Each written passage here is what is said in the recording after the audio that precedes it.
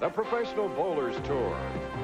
Today from Overland Park, Kansas, it's the $150,000 King Louie Open. In our first match, John O'Drobenak of Hammond, Indiana, goes against the 1986 Player of the Year, Walter Ray Williams, Jr. of Stockton, California. That winner will face Chris Warren of Dallas, Texas, looking for his first PBA title. The semifinal match will feature left-hander Hugh Miller of Everett, Washington, and our tournament leader, the 17-year PBA veteran from Tustin, California, Butch Soper. That's our field for today's Professional Bowlers Tour telecast.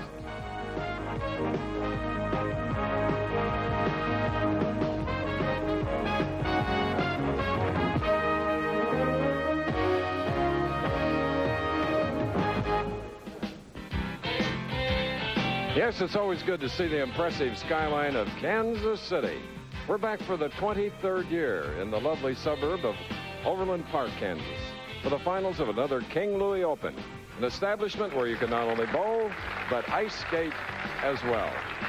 We're inside the bowling lanes, 32 of them, where many of the great bowlers have competed all week, going for the first prize in the $150,000 King Louie Open. I'm Chris Schenkel, delighted to greet you again, and beginning our Easter weekend with live coverage of this championship, to be followed by ABC's Wide World of Sports, a two-part show which includes the famous Iditarod Trail sled dog race. Men and women and men and women's best friend dogs traveling the distance here in the States equivalent to a journey from Minneapolis to Houston.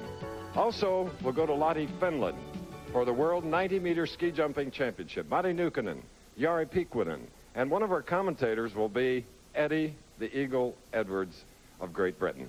You've heard me mention from time to time that our bowling champion, Walter Ray Williams, is also a four-time world horseshoe pitching champion. Consequently, President George Bush this week invited Walter Ray, April 1st on Saturday, to come to the White House to help him open a new horseshoe pitching court. Walter has a slight conflict because that happens to be the day final of the United States Open. So we have Walter with us. The conflict presents a problem, but maybe it'll work out. Well, I figure I've got no way to lose. I make a TV show there. I make some really good money, and if I don't, I can go to the White House and pitch little horses with George Bush. You know, it's rumored, and I heard this report this morning, that the president is practicing all weekend at Camp David. Well, he could use a little practice. Walter, we don't want you to go to Washington, if you go there, to go empty-handed, so my colleague Nelson Burton Jr. has something that gleams. Walter Ray, I had a friend of mine, Bill Courtright from St. Louis, make me up this special pair of brass horseshoes, and I was going to use them to whip up on you a little bit, but we've had our matches before, so I'd like to give you these on behalf of all the professional bowlers. Use them against George Bush. After you whip them, give them to him as a present from us. Good luck. Well, thanks, Bo. Good luck today. Well, Bo, what can we expect today? Well, Chris, this is one of the most competitive championship pairs we hit all year long. The players can play the outside line around the first arrow, either on the right or left side. If they don't like that, they can play the track area between the second and third arrows. Many options. It's an excellent test of professional bowling. Now, our first match features John O'Drobenak and Walter Ray Williams, Jr. Could be one of the best of the year. Walter Ray, Bowler of the Year. John O'Drobenak has never lost a match in the championship round. He's 4 wins, no losses. The winner of that goes against the little guy with the big ball, Chris Warren. The big strike ball, if he gets hot, who knows? In the semifinal match, we have Hugh Miller, the lefty. He has 7 tournaments, 7 checks. He's red hot, but he does need a win to stay out here and stay right on the top of his game. And then in the number 1 position, Butch Soper, 39 years old. He's a sentimental favorite. Butch led the field. He needs a victory to get back in the Firestone and really needs this victory to extend his career. He'll be very tough to beat. Now, King Louie has put up some extra money this year, Chris, so let's take a look at that prize fund. And the winner today, $27,000, $1,485, $65, $5,500. So for the 23rd consecutive year, we televise live the finals here in Overland Park, Kansas. And from Hammond, Indiana, in only his second television appearance, he has 1 victory. That as a rookie, John O'Drobenak. So a little that tension and pressure. Not only John, but his parents and brother and a bunch of buddies flew in from Hammond, Indiana, just a few moments ago to cheer him on. Now our multi-talented competitor, Walter Ray Williams, Jr., looking for his 6th championship. So we're all even, Nelson, after 1 frame on the championship pair. Chris, you're right, and as we see Walter Ray Williams, Jr., he's playing the extreme outside line. Let's look at his style, just a natural ability. He has that ball swing outside slightly.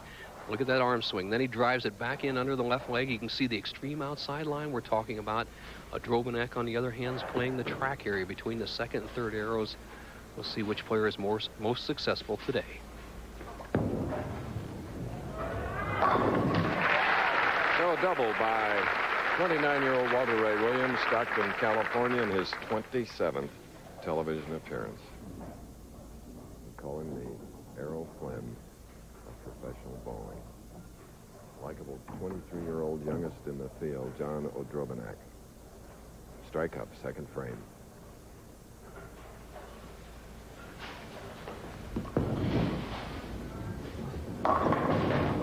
High hit, leaving a 3 and a wobbly 6. O'Drobanek goes a little bit high on the right-hand lane. As you look at his profile, watch his left foot. It's a little timing step. Takes a small step, the big high push away, high backswing, excellent position there, drives through the shot, slides perpendicular to the foul line, and actually was a pretty good shot. He just didn't play this right-hand lane to hook a little bit more than the left. Very good marking with a spare. O'Drobanek finishing 5th in this field of 128. And the family is here. He has 3 brothers and 4 sisters. Larry, the brother's on the left, and that's Mom and Dad, William and Sharon O'Drobanek. And John, the youngest of those 8 children.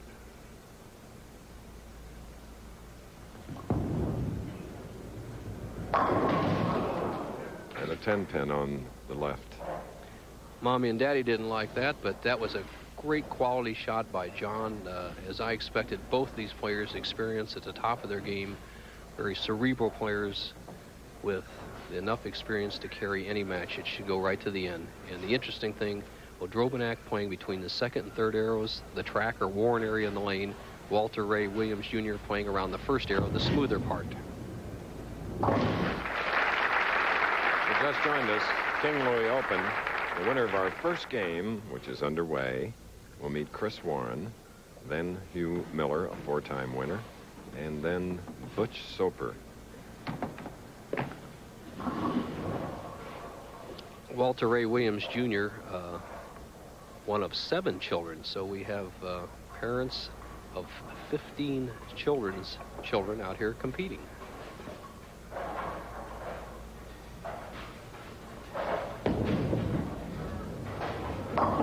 That one just didn't come up, and he has left the 1, 2, and 10. How should he shoot this washout, Bo? Chris, as the ball goes wide, he slides by the head pin on the right-hand side. Needs to get the ball to the left of the head pin. Drive that 1 pin over into the 10. The ball will automatically take out the 2.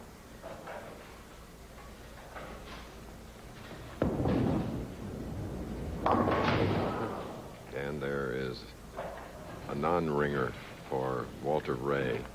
An open frame coming early in our first game.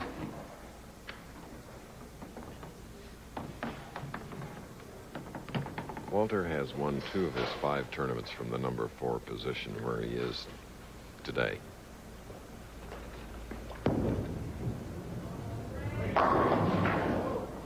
And like John O'Drobanek, a 10-pin on the left leg. A little metal. Is that a horseshoe? Well, that could have been. Not really, Chris. You know, kind of broke the tension here in the bowling center.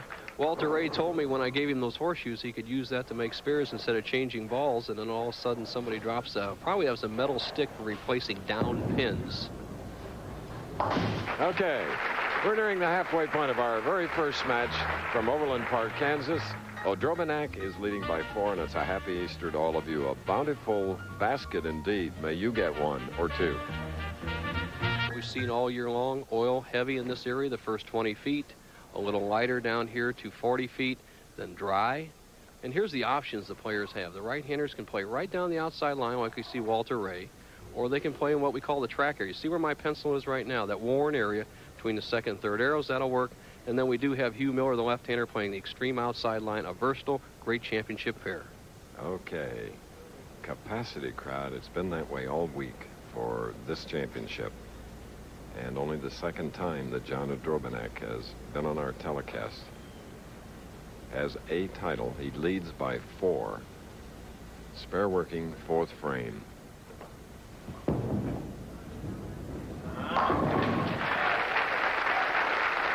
Earlier we asked John to tell us about the trials and tribulations of coming on the tour and what had he done since. Well, I had a one-dimensional game when I first came out, and it fit the conditions. But the more I bowl out here, the more I realized that conditions change an awful lot, and I've had to change my game to fit those conditions. I've done that now. I've cut down my hook, and I feel I've got a better, more versatile game. Our 5 finalists have interesting nicknames. John's is drop kick. Yeah. Perfect. And drop kick, a name adopted by his fellow pros who just couldn't seem to get Odrobanek right. Takes a 14-pin lead over Walter Ray Williams Jr. And Walter may opt for that inside line, Chris. He practiced both areas. I think the line that Odrobanek's playing is the correct one on the championship pair. And Deadeye is on target. We asked Walter Ray which sport he'd choose to play if he had a choice at making a living at it. If I could make as much money playing horseshoes, I'd much rather do that. It's a game I first started playing, and I really enjoy it. I also like the fact that when you throw a good shot in horseshoes, you normally get a ringer, and on bowling, sometimes you do and sometimes you don't. All right. Ringing 10s in bowling.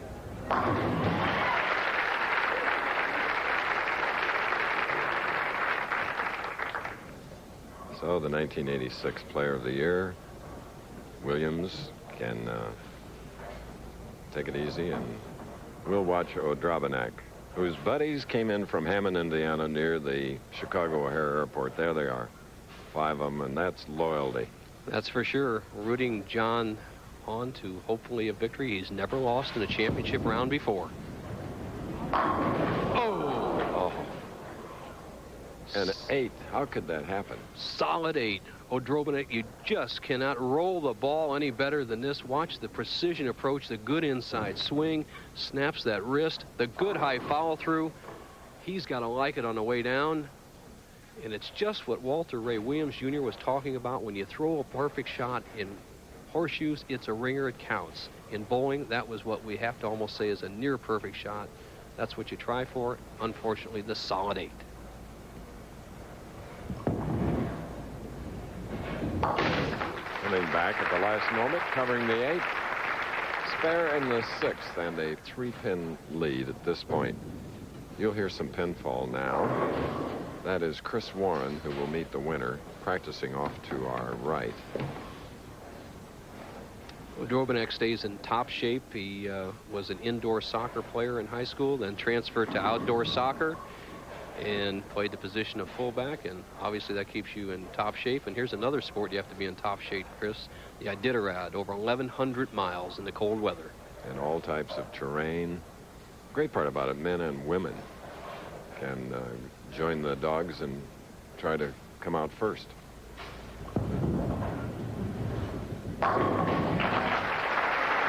John won his only title in 1986, the Quaker State Open, Grand Prairie, Texas. Along the way, he defeated Mark Roth, Wayne Webb, and Marshall Holman. So he has tasted competition before. We'll be back. The West Lanes for the finals of the Open, the championship. And here's a man with a double up. A strike on this ball would give him the lead.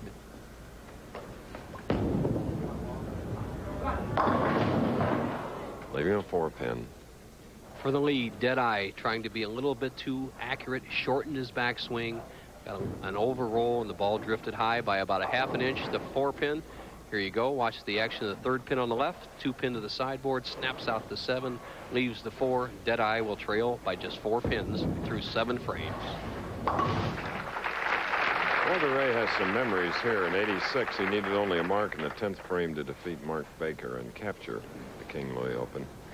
And he was just coming off a big win in Peoria. But he left an almost unmakeable 8-10 split and had to settle for 2nd. Chris, and that was really an unlucky 8-10. Some 8-10s are light in the pocket with no power. He left a wall shot 8-10. Look at this shot. Boom. That strike coming in the 8th frame for Walter Ray Williams. Odrobanak is now up, strike working. Needs one here. 8 for Odrobanak.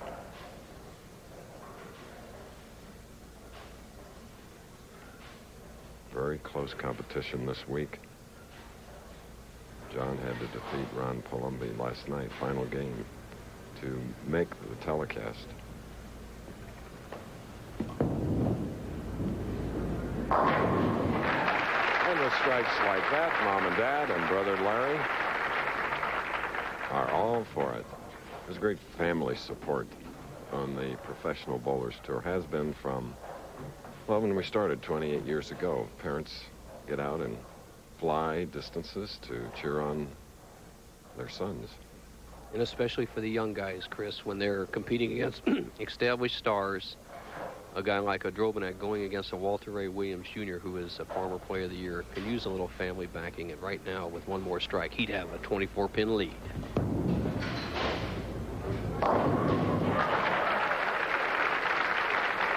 First relaxed smile we've seen all afternoon from the competitor. There he is, John, and his parents.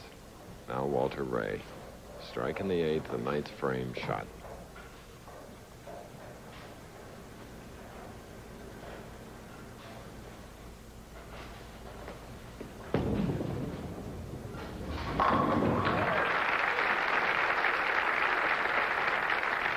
Walter's 2nd telecast this year in New Orleans. He finished in the final 2nd to Brian Voss. The moment of truth for both players coming up in this match. No matter what Walter Ray Williams Jr. does, he cannot shut out John Odrobanak. He trails by 14 pins, has a potential 234. Odrobanak a possible 248. This is to apply some pressure.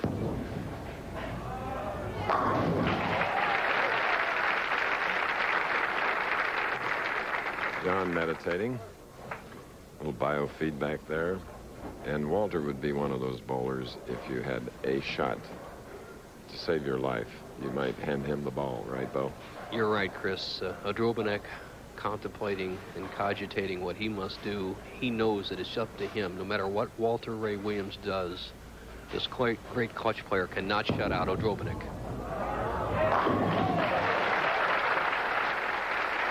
What a finish we're having here in our very first match.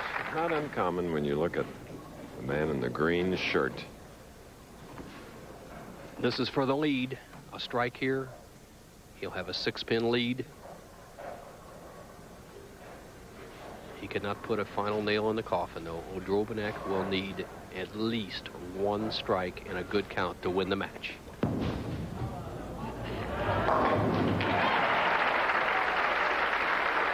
Finishing with 5 in a row, 9 strikes, 234. Now he has just said, now it's up to you, opponent. John Odrobanak has never lost a game in the championship round. And in order to keep that slate clean, he must strike on this ball.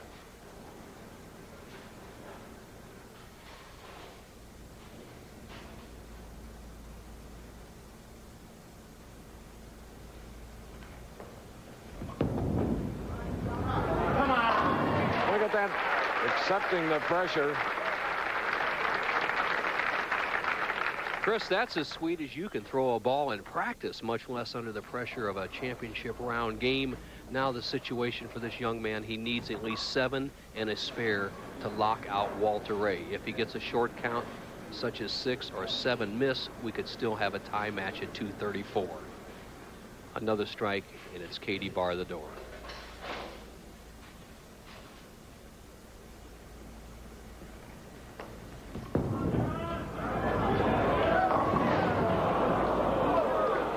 Oh, 3 standing. If he had left the 10-pin, he would have had to make the washout spare to tie the match at 234. Now he must make the 1, 2, and 4 pins to win by 1 pin and go on and meet young Chris Warren. If he only gets 2 of these pins, we would have a tie, initiating a 2-frame roll-off.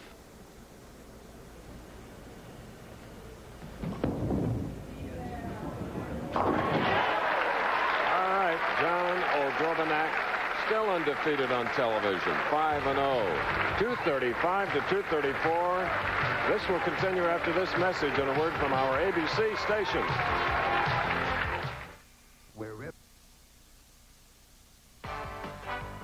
The Professional Bowlers Tour, brought to you by Budweiser.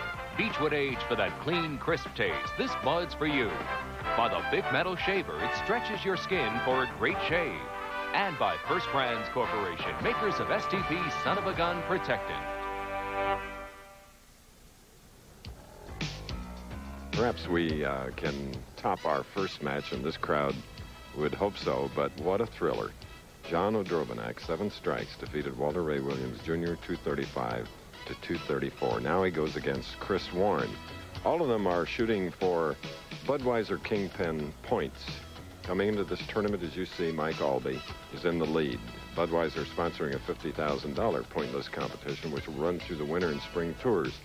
Players finishing among the top 24 are awarded points, and each tournament leader receives 10 bonus points plus 125. So winning is important. And ask this person, who showed a lot of true grit at the end. 2 different styles coming up. O'Drobenak, who I believe has got the pairs zeroed, going against the young power player.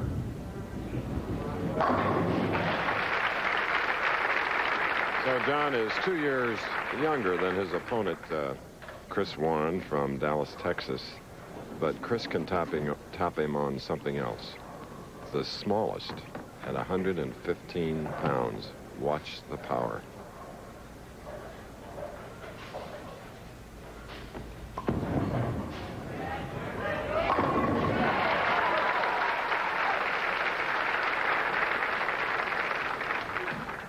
This young man, I've talked to him many times in the paddock, very lighthearted, jovial young man, very serious out there now, and he said something with his bowling ball on that first shot.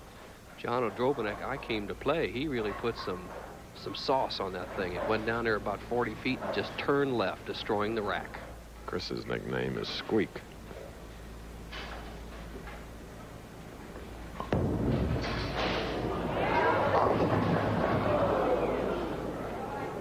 Well, a 2-8-10 is a sight to behold.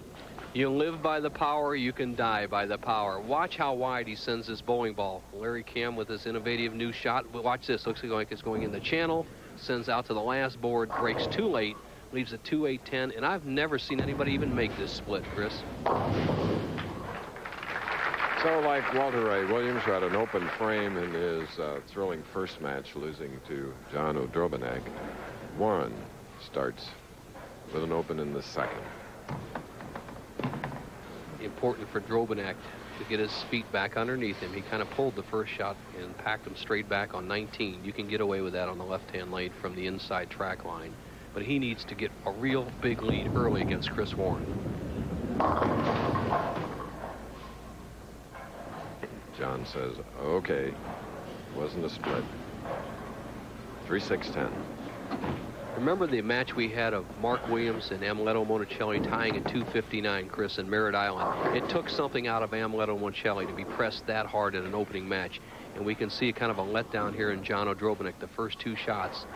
Hopefully he won't get too far behind. It'll be a tight match at the end. John appearing in our television finals, first time in 3 years.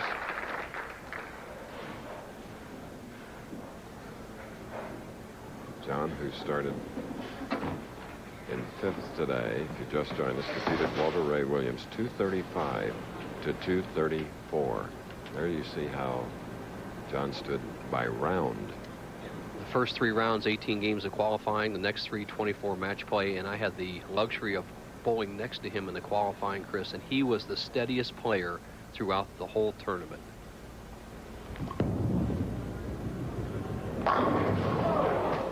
Ten-pin, and I have the pleasure of announcing that you finished 10th this week. You must be gunning for the U.S. Open next week, 100,000 to the winner, Bo. Well, it's not exactly peaking, but I did have a good week, Chris. Got a little practice in between the tournaments. Went out and practiced with Johnny Petraglia last Monday. I took a few tips from him, a little lesson from Petraglia, got my game straightened out, and maybe next week for the big money, we can have a good chat. The defending champion of this event, Palmer Falgren, who finished 47th. We're sorry for that, but glad he's here keeping statistics again. Now Chris Warren standing in the middle of the lane, sending the ball out over the second arrow to almost the edge, depending on the power.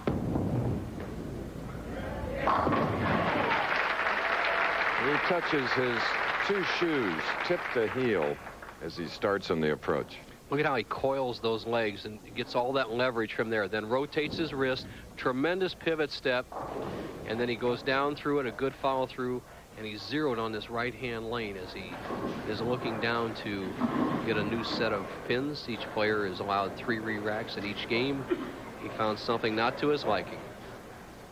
And next Saturday, the man who won the Triple Crown, the final leg of it last week, will be defending his United States Open Championship in Edmond, Oklahoma. Pete Weber.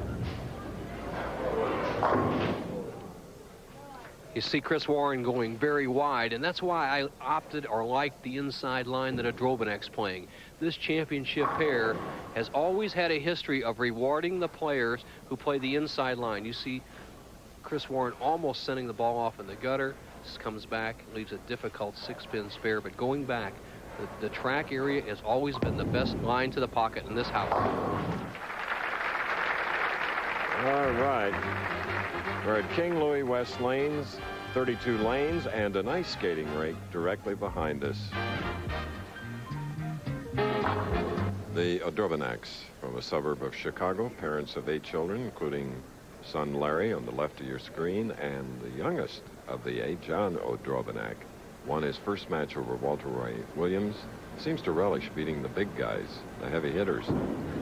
235 to 234, and now goes against Chris Warren, leads by 11. 4th frame, spare up. The footwork, 17 feet, the approach to the foul line, Odrobinek using the full measure.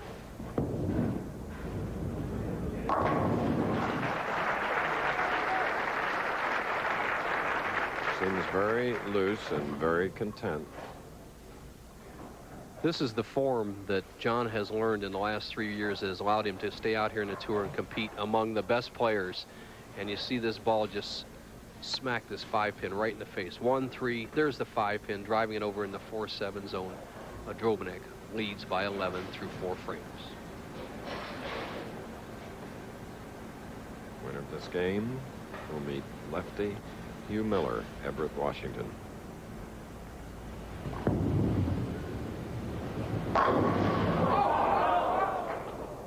A 10, left lane.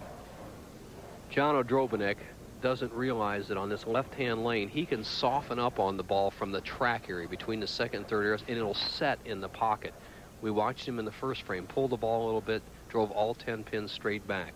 And if he can realize it after leaving what we call that soft 10 there and get just the right touch, he could be really, really tough. 13 consecutive 200 games out of his 42. That's a great run in a tough condition.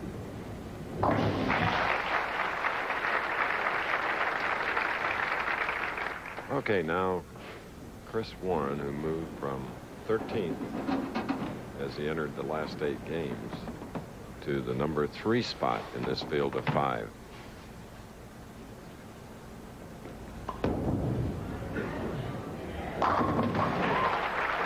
And earlier we had a chance to ask Chris, if he were not a pro bowler, what would he like to be? Well, if I wasn't a professional bowler on the tour, I'd probably be working as a junior engineer for some firm, or working for Bowling and Billiards Plaza Dallas, which is, I used to drill bowling balls before I came out on the road, and that's probably what I'd like to do, is still work in the bowling industry. Okay. Now he cuts the Odrobinac lead to 1. 1 pin and another tight one. And that big ball just cut the rack right in half. And a credit to this young man. He sent the ball almost in the gutter in the second frame, almost in the gutter in the fourth.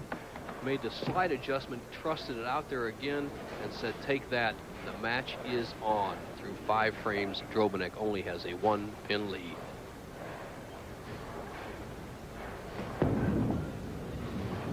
A high hit, leaving the 6-10.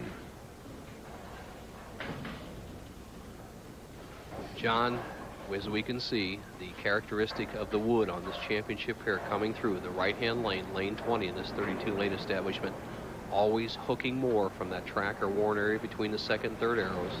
The left-hand lane always holding from in there. So Odrobinac has to make some fine-tuning on his shot to get back in the pocket.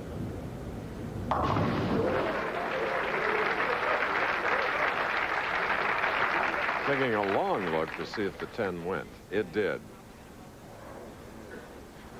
This young man, who has 1 year of college at Purdue University in Calumet, was a computer science and computer programming major, says that his goal is to go back to college and eventually get his degree after he spends a few years out on a tour. And that's not a bad idea, Chris. He can get some money, get some notoriety, get his feet under him, and eventually, as he's actually asking for a second re-rack, a second one in a row. He is allowed 3 in a row if he likes, but a maximum of 3 in a game. So, all right. Here you see the 1989 average leaders: Pete Weber over 220, Ferraro, and Hugh Miller, who will be bowling next here on our telecast. Great performances.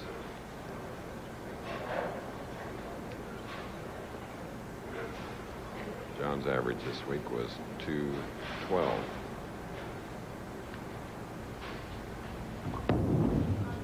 Come on. All right. Staying close. John Odrobinac going against Chris Warren.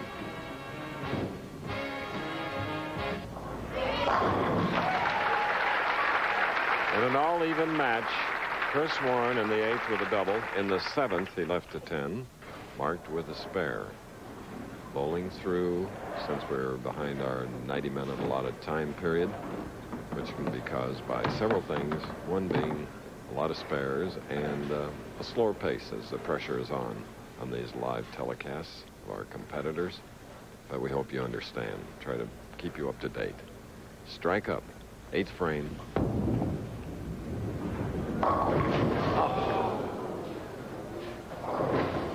Well, a 4, 6, 7, 10.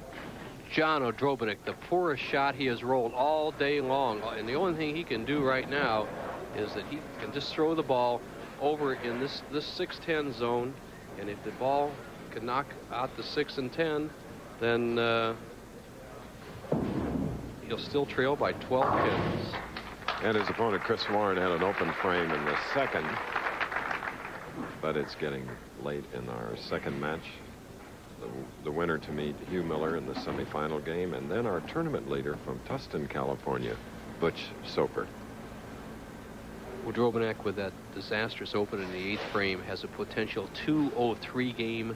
Chris Warren going at a 197 pace, but it behooves Odrobinac to get a strike up here in the 9th for that foundation 10th.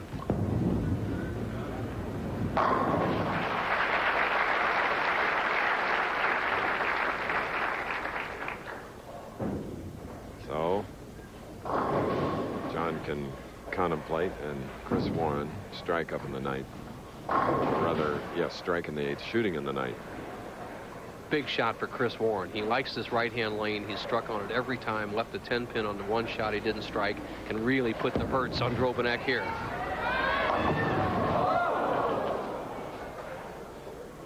Almost repetition. 4-6, 7 for Warren. The nice thing about Warren's, though, is he has only a 7-pin split instead of a 6-pin split. If he knocks over the 4 and 7 pins, he would still lead in the match by 2 pins, which is very, very important. So go for the 2 on the left. Fast feet caused this. He pulled the ball. He knew it. He says, please stop. Don't hook. Trouble.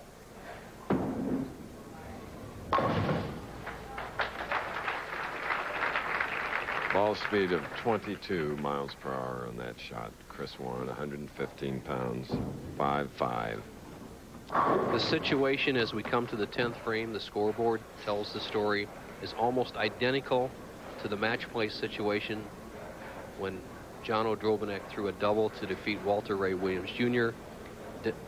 Chris Warren leads by 2, but he cannot shut out John Odrobinek.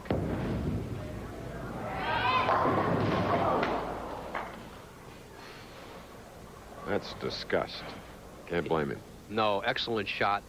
Solid 10, but it seems like things happen like that after you make a major mistake in a pivotal situation. As Chris looks sideways as the scoreboard, the best he can do is 185. Odrobinek would need a strike to win in a good count.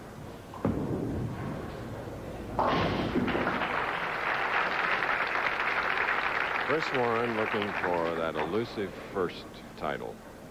6 years, a member of the PBA. It's important that Chris Warren get 9 or a strike on this ball. That would force John Odrobinek to get at least 1 strike. If he gets 8 or less, Odrobinek can spare and strike and win. It's a major difference. He'll have 2 shots at it instead of 1. That's good enough right there. All right. Chris Warren with a 184. What's this reaction? 9 is as good as a strike. Well, kind of a sarcastic reaction to a good ball. He doesn't want to look. Odrobinek in the exact same situation he was in against Walter Ray Williams Jr.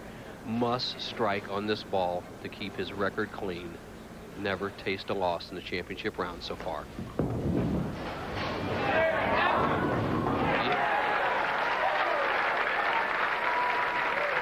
Very much in the hunt now, right down to the final shots as it was in the first game, which John won over Walter Ray Williams, 235-234. Slams the door with that strike. He just needs 2 pins on 2 balls. John Odrobinek, guarantee it, Chris, will throw the ball down the middle. Sarcastic smile. Unfortunately for that young man, you'll see him more.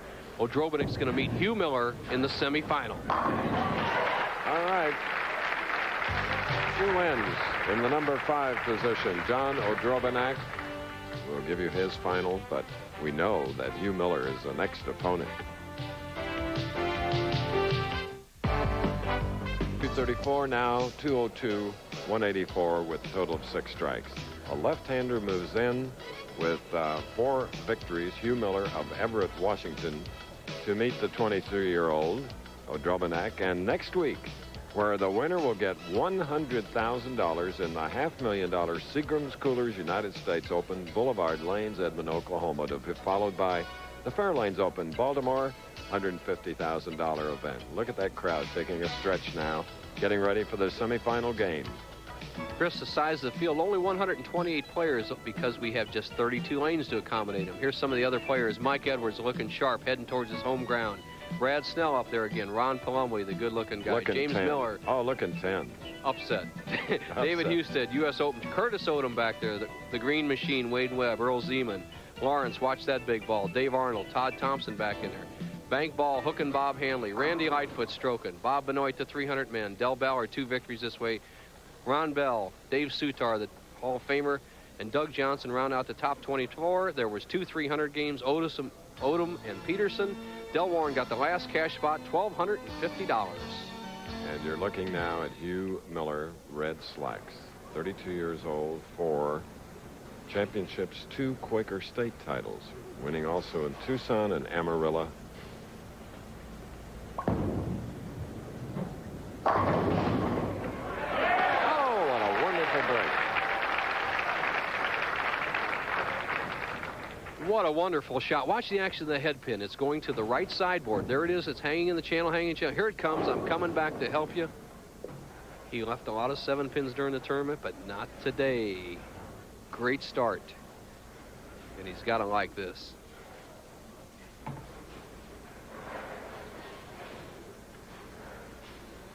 Hugh Miller is the last hope of Kent Wagner. We have not had a new winner in 11 weeks in the Professional Bowlers Tour to knock Kent Wagner out of the Firestone. 2 of the last 3 players are not eligible. Impressive opening strike by O'Drobanak. A field of 52 in the Firestone, Nelson. Right, Chris, and you have to be a new winner this year for one of these 2 players to win, to get into the finals field. O'Drobanak, although he won a couple of years back, hasn't won in 3 years. He needs to requalify. Our tournament leader has won 2 titles, and he hasn't won in a couple of years. He needs to requalify. Hugh Miller, with 4 titles, is already in.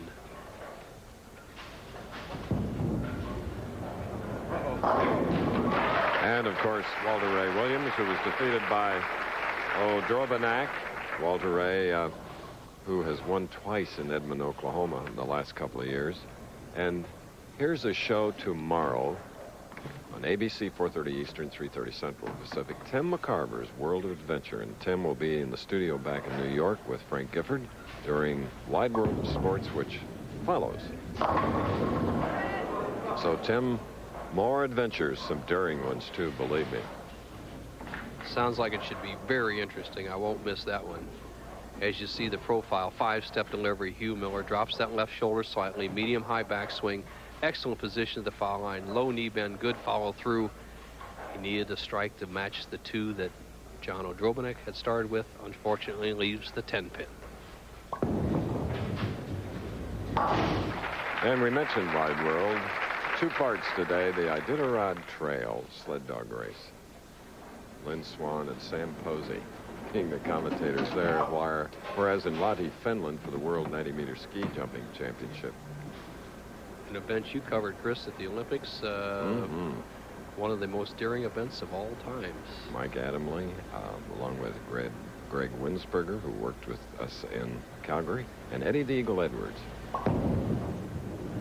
You like that one.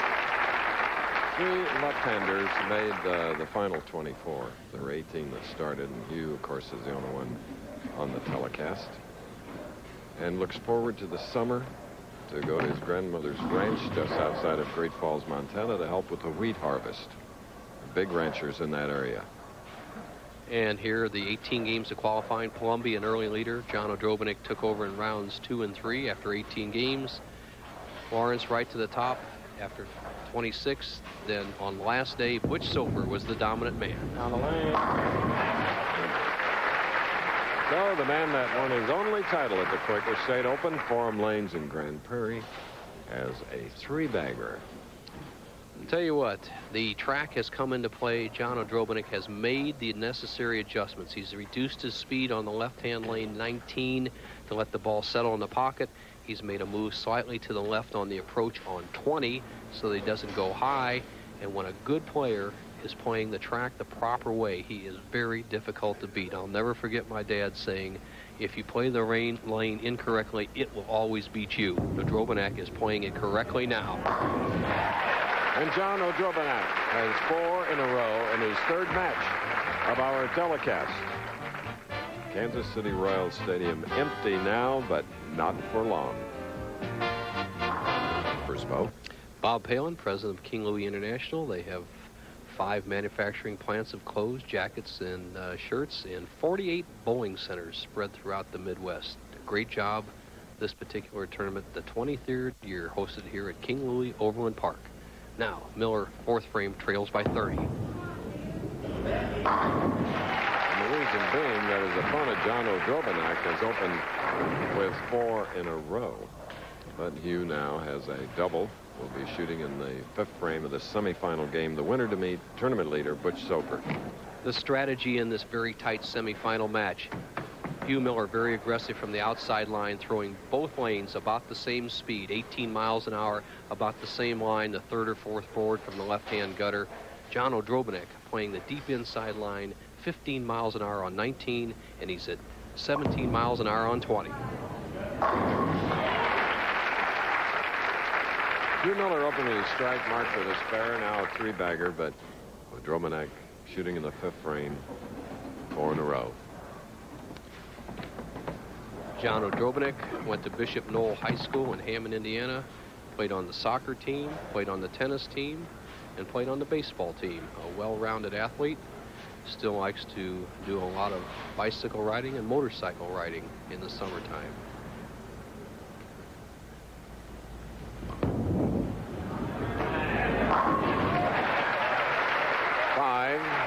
In a row. Chris, a real interesting shot there. John Odrobinek in the fifth frame. When you're playing the track line, when you see the ball hit the pocket and the 10-pin fall in towards the 9-pin target, you know you're in the right spot at the right speed to nail them down.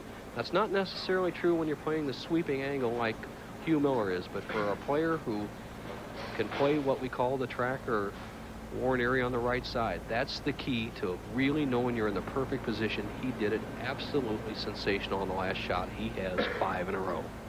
Interesting move. Concentration broken. Steps off the approach. Now ready.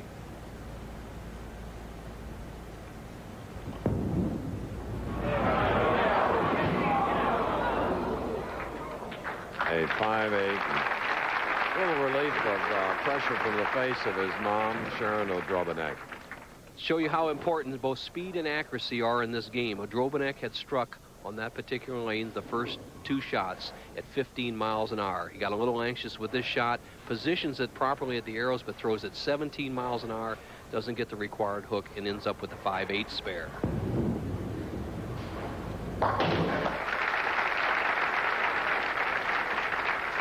Odrobinek leading by 18. That can change here now with a strike for Hugh Miller. 3 in a row. 6th frame. Money leaders, Brian Voss, who will be there next week, as will Del Ballard and, of course, Pete Weber and Hugh Miller.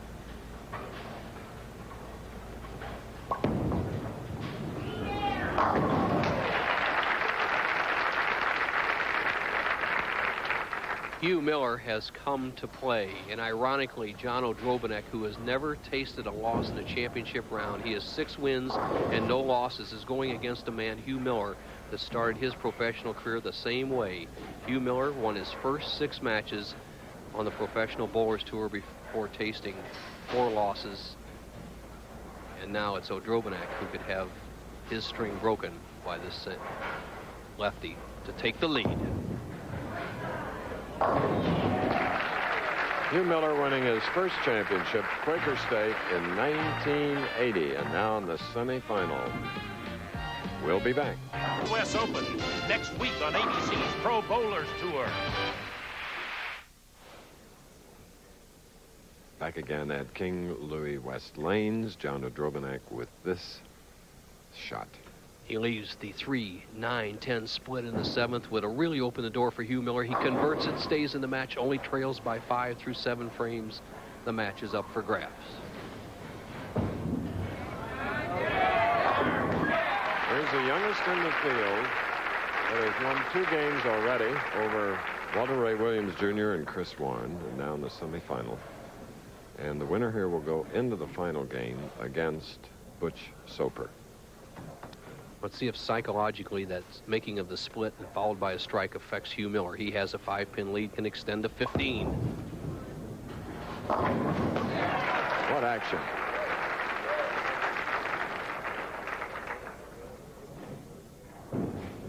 What adjustments has he made this week to make the finals, we asked you? Well, the basic adjustment I made in my physical game was very minor. Just move back on the approach a couple inches, maybe change my hand position or my speed just slightly. The mental adjustment I made was just bear down, get down a little lower, make a little better quality shots, and if you do leave the 7 pins, don't let it bother you, because I'm bowling good, and I know they're going to fall sooner or later. Okay.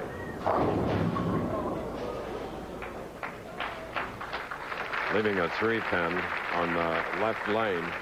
And Hugh Miller responding to leaving 31 7-pins on Thursday in the competition and only 3 in the same amount of games on Friday as he sends it wide, avoids the very difficult 3-9 split, has the 9-pin standing, and through 9 frames with this conversion would have a 14-pin lead.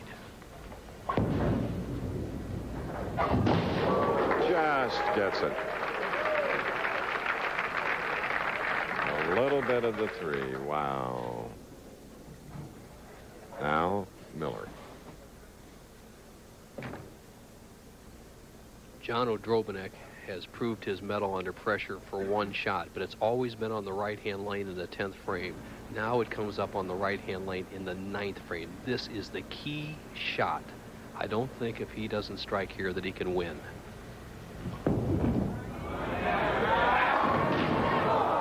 A 4. Just a little anxious. Didn't have that big follow-through. If he had had a little longer follow-through extension with his body and arm, that ball would have skidded a foot or so farther down the lane, set in a pocket, and he'd pack that 4-pin straight back and cut the lead down to 14. But now he really has his back to the wall because Hugh Miller, the experienced veteran of 4 titles, doesn't give titles away. Odrobinek has to get a good break here to go on to the final.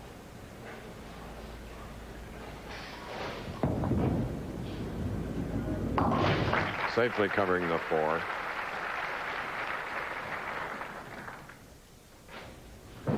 Odrobinek, a possible 245. 3 strikes in the 10th and 11th and 12th frames would finish 245. Hugh Miller going right now at a 249 pace. So the shoe's on the other foot for Odrobinek. He was the man who had a chance to not be shut out in the earlier matches. Right now, he can be shut out by Hugh Miller.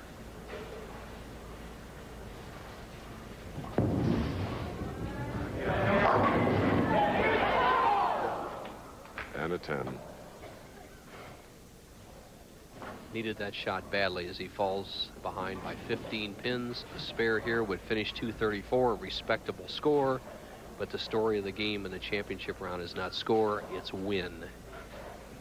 And it's very difficult to win 4 in a live telecast. It's 1-2. We had Mike Albee and Brian Voss do it this year, but still a chore. And he'll still be in the 230s. Terrific game. Difficult to go 4 matches because the young players today are just better trained and there's more of them than there were out here when I started 15, 20 years ago, Chris. Plus, they're in, I have to admit it, a little better physical shape. Both these guys are marathon runners.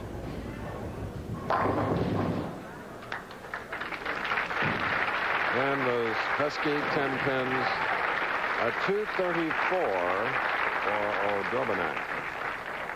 That's what Walter Ray Williams shot, but Odrobinek topped him with a 235. Hugh Miller, all he needs is a real good count on this first ball, and he wins. That's a winner. So there is the winner of the semifinal match. Goes into the title game against Butch Soper. The Professional Bowlers Tour will continue after this message and a word from our ABC stations.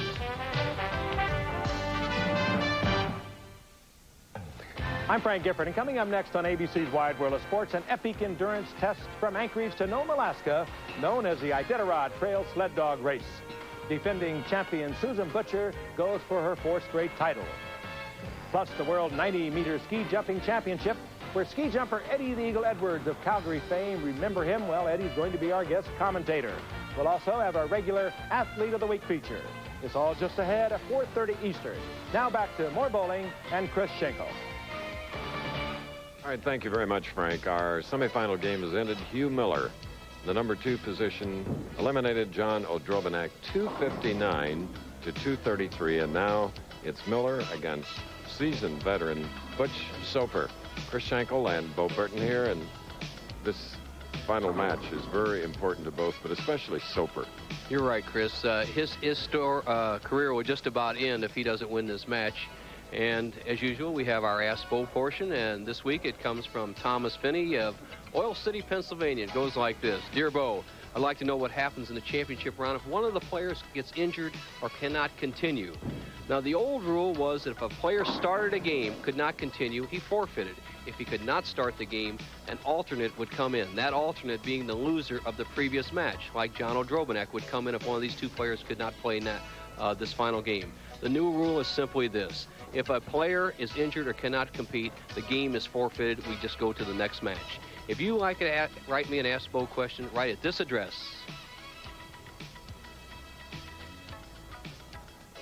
Okay, King Louie, West Lanes, set now, hopefully along with all of you on this Easter weekend. Our first ABC Sports presentation on a holiday weekend, followed by Wide World, and tomorrow, Adventure Series, World of Adventure with Tim McCarver. Butch Soper.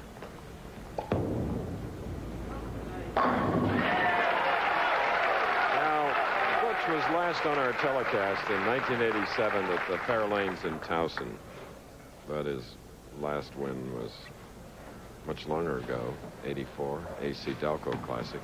Hugh hasn't won in a couple of years either.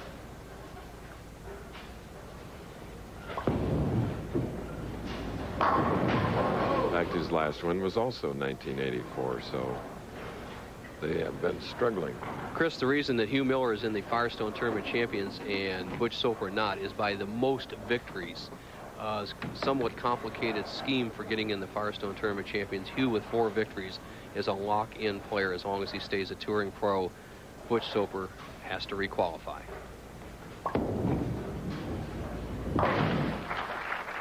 Hugh Miller of Everett, Washington. Very interesting guy. Spent all of January in Australia with a couple of his buddies, Captain Barry and a John Leo. And what those two gentlemen do, they have someone here in the States tape professional bowlers tour telecast and then send it over to Australia, and they watch their buddy Hugh when he's on. Good idea. And he's been on 17 times now.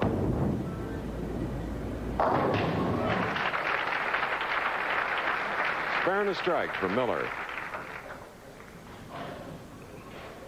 Butch Soper, a veteran of the tour, 39 years old, 2 titles, an avid surfer. Used to spend many a day on Newport Beach. He said he gave up the big board for the knee boards. He said he's using a little bitty 3-foot 10-inch knee board, and he teaches surfing, especially to some of his fellow bowling competitors. Rob leaving a 10-pin. The 39-year-old from Tustin, California. The man nicknamed the Wild Stallion by the late Billy Whaley, who sat in this seat. Just all natural talent. Young guy at that time, drives through the shot, stiff-legged, pulls up at the line, keeps his head steady on the target, has terrific direction, great touch.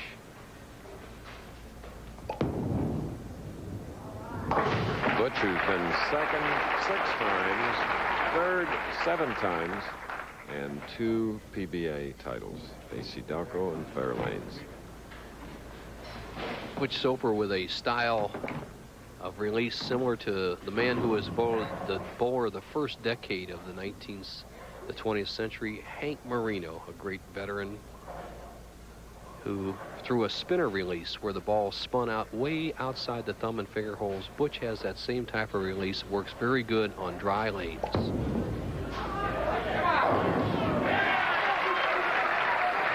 Open with a strike there.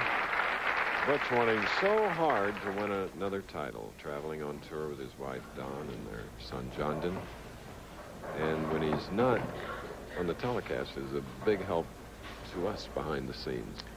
Works statistician in the truck with Robert Paventi. Hugh with the 3-pin. Hugh Miller, aggressive, throwing a lot of strikes. 17 championship round appearances. As you see the extreme outside line that Hugh's playing. Good slide at the foul line, just too much ball speed.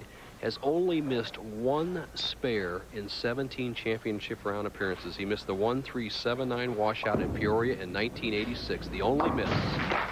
Remember, 2 weeks ago, he finished 4th in that field of all lefties, won by Mike Albee. Hugh Miller did in this all-even final match.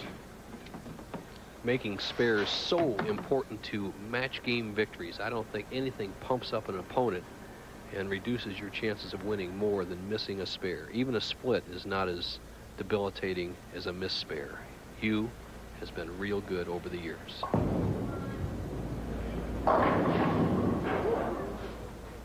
Ten. An aggressive profile by Miller, who is in top physical shape. He has run a couple of marathons. He averages 8 miles a day in the off season, and before the tournament, the Budweiser Open that he made the championship round, Chris, he said he ran 3 miles just to loosen up.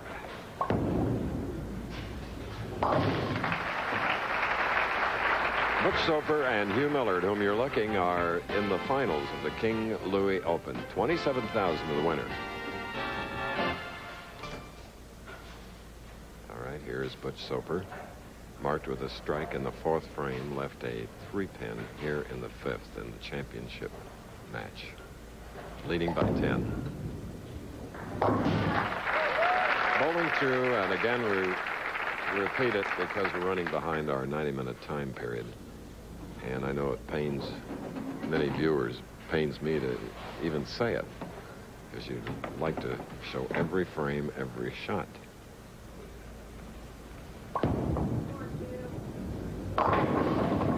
And Hugh Miller dancing off the deck. Hugh Miller has a great championship round record, and as you see his ball come in light, sending the head pin to the sideboard, knocking out the 5, 6, and 10. And in that championship round record, I don't think I've ever seen him look sharper. He has really only thrown a couple of shots that were right on the money, good consistent speed, and he's holding his form. He's taking the same free shot. He's hitting the foul line solid, not slipping off balance, and has a good follow through.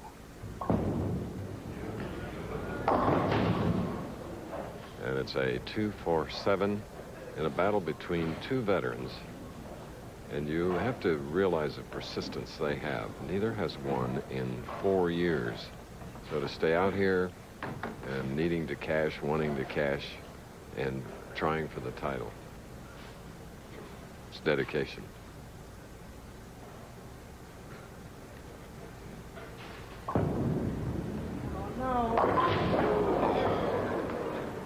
Leaving the 7. I could mark it in my record book. I said he had only missed 1 spare in 17 games in the championship round. Mark it down again, the 2 and 4 and 7. Hugh Miller normally throws a very straight, hard shot at this. He threw a soft shot with a big hook. He has really opened the door for Soper, who leads by 22, 6 frame. Soper comes back with a strike, leading by 22 as we look at his wife, Dawn Soper. They're in the lead. I want to retire this early. I haven't been doing that well lately. That's why I've been thinking about it. But there was more conditions like here at King Louie where the accuracy rules and you better pick up all your spares. If we had this every week, I probably won't retire for another 10, 20 years. You know. I guess Butch Soper has answered the question, will you change your mind about retiring if he wins? That double, 32-pin lead. And he's so right about making spares, Bo. How prophetic he was, Chris. He said make those spares. Hugh Miller gave him the big opening when he missed that spare in the 6th frame. Soper right on top of it, has a 32-pin lead. Look at that power strike after an open frame by Miller. That was in the 7th of this championship game. For Hugh Miller, bowling against a determined, somewhat aging Butch Soper, he must strike on this ball. Soper will not give him this championship. Miller has to throw strikes. Big shot here, 8th frame.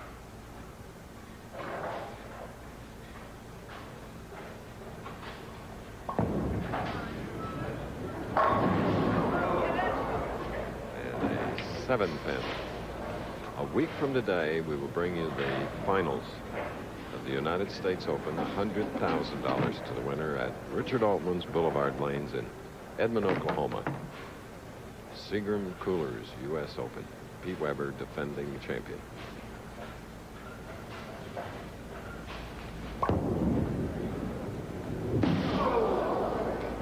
And the lefty misses the 7th. Well, Hugh, I shouldn't have bragged on your spare making there, bud. You are in the tank right now. Butch Soper is going to put you away. You know you're in trouble, but it's going to end right here in 2 frames. Butch Soper is going to be the first new winner in 12 weeks on the PBA Tour, knock Kent Wagger out of the Firestone Tournament champions, and all he has to do is perform right here. Just stay steady. Don't get too anxious.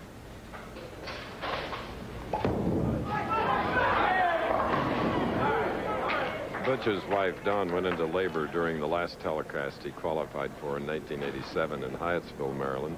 Rushed home for the birth, he and Dawn's first child, a son named Jondon, a combination of Butch's given first name Dennis and Dawn's father, John.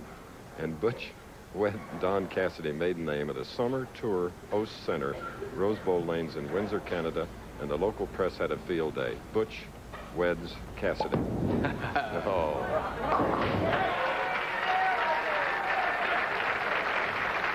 And this could be a very belated wedding present for 2 nice people. You're right, Chris. They are just wonderful people, as many other people on the Professional Bowlers Tour. But Butch is something special to all of us. He's been involved with us here at ABC for a number of years, and he's just a congenial, wonderful guy. And for him right now, as you see Dawn writhing her hands a little bit, Butch Soper needs 1 mark in 2 frames to lock up the title. This may be worse than labor for Dawn.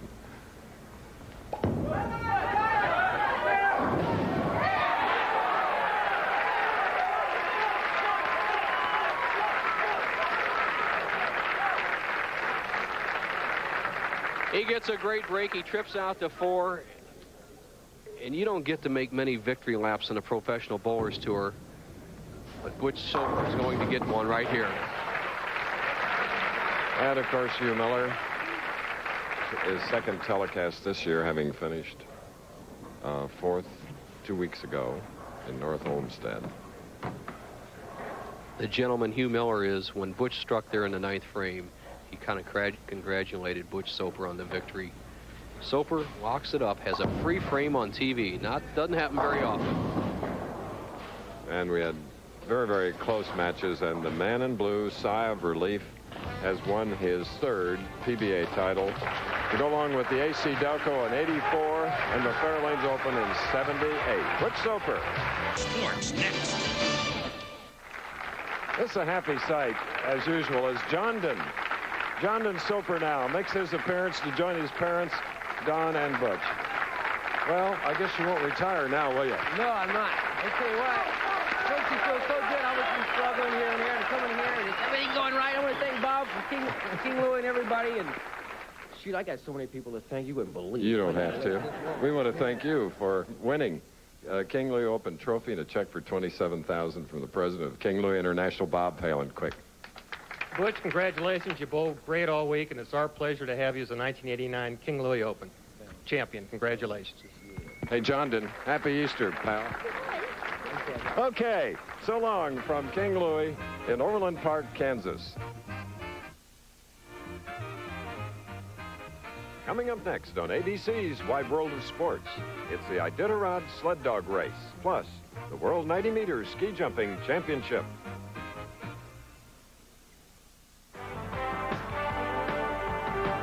The Professional Bowlers Tour has been brought to you by Firestone, the name that's known as Firestone, where the rubber meets the road. By True Value Hardware, for quality, selection, and personal attention, make True Value Hardware your store of first choice. And by Kellogg's Corn Flakes, simple, delicious, and surprising. Taste them again for the first time. This has been a presentation of ABC Sports, recognized around the world as the leader in sports television.